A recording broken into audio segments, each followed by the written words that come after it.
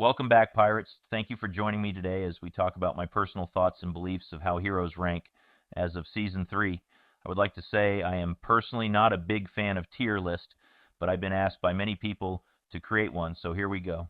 Well, let's start with the heroes that a lot of free-to-play players will already have, or would start with early on in Season 1 and use them in Season 2. Uh, Why I put Armstrong in the A tier, about 80% of the players are already going to have her, or still be using her into Season 2. The reasoning behind that is that her replacement is stuck behind a paywall in a higher VIP tier, and most players won't even reach that VIP tier to even replace her, so she's going to still be your main gunner in your flagship, and I believe she is just as good to Magnus with her taunts and her HP pool. So that's why I put her in A tier, and I think she belongs there. Another hero I believe that should be there is Django. Now, he's not good for everything, but if you're looking for an increase in rage and PvE damage, he's a great placement in your first mate position on your flagship. He plays that role. He can add that extra rage to your ships to produce more damage. He can really increase your damages through squad raids, gang raids, port damage, and if you don't believe me, definitely test it out yourself. The next hero everyone should have that I placed in the A tier is Kojo. Kojo was one of those heroes that carried my Warhammer for the past 2 seasons.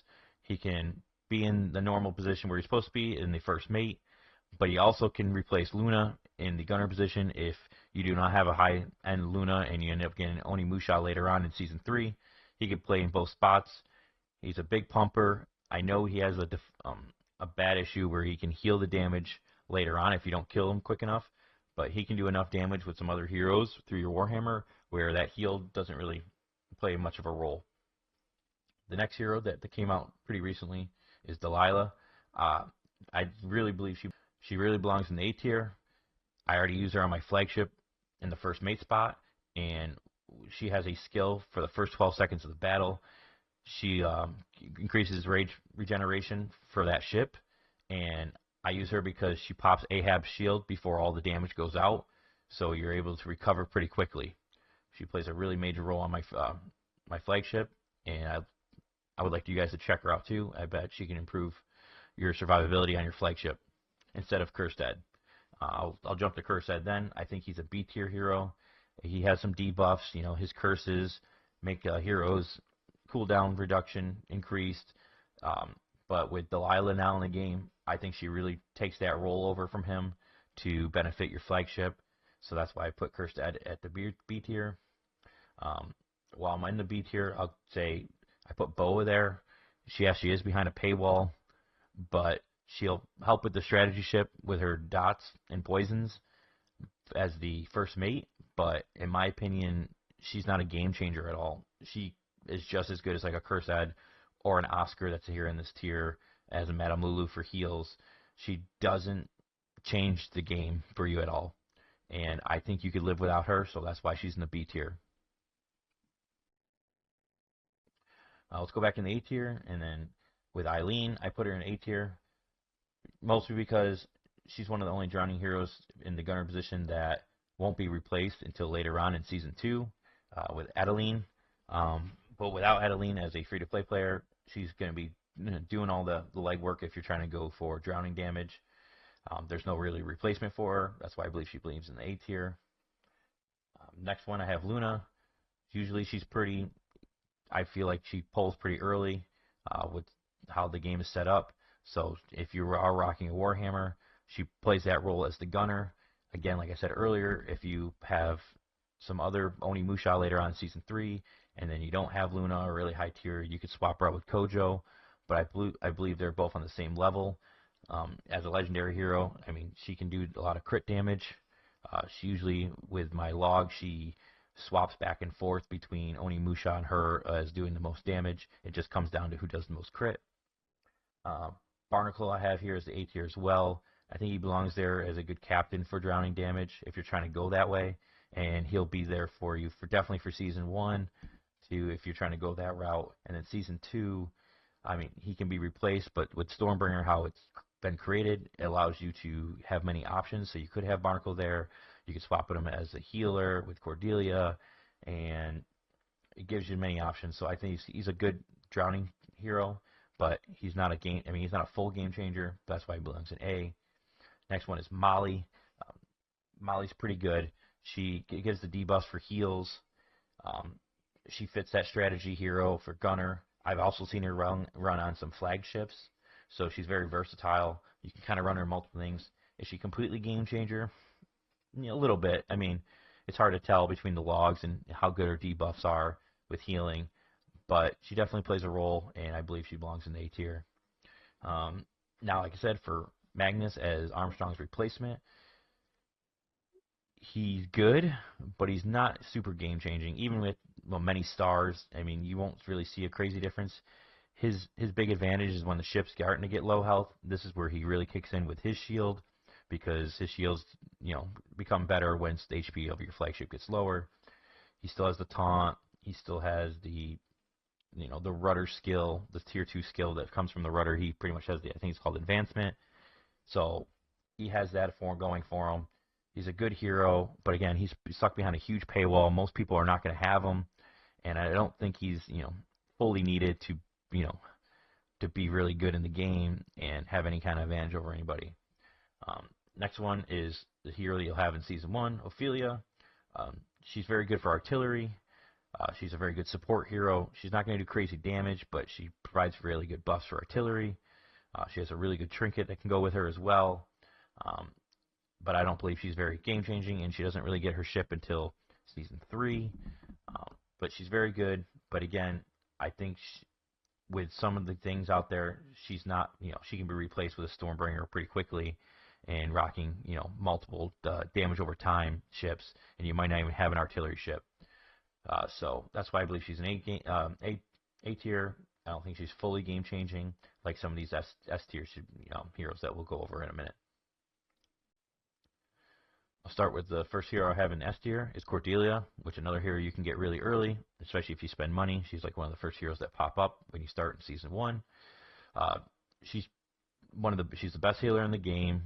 She can remove burning damage, which a lot of people are going to be running burning damage, or she can be put in any ship.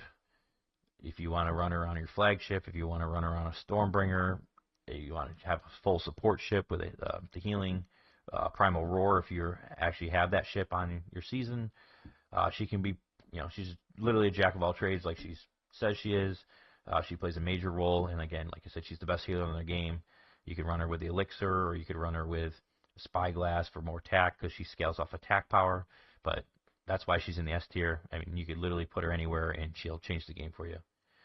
Next one I have here is Ahab. There's nearly no replacement in the game for him on your flagship.